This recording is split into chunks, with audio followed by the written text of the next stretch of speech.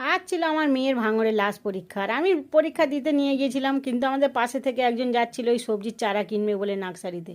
আমিও ওর সঙ্গে যোগাযোগ করে চলে গেলাম, আসলে দেখাও হবে, আমিও পরে কিছু কিনেও আনতে পারবো এইখান থেকে।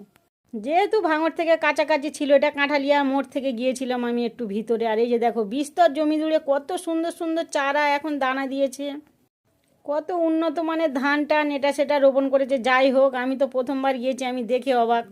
উনি আমার ঘুরে ঘুরে দেখাচ্ছিল সব জায়গায় দেখো কিভাবে দিয়েছে, যাতে বৃষ্টির কোনো ক্ষতি না হয় ওদের চারার উপরে।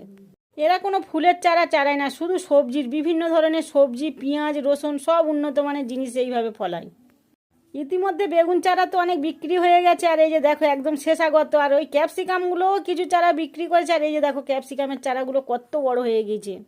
সবচেয়ে একটা জানার বিষয় এই যে দেখো উন্নত মানের বীজ, এই বীজগুলোও লোকে কিনে নিয়ে যাচ্ছে একটা একটা করে রোপণ করবে বলে। খুব সুন্দর নাকি ধান হয় এই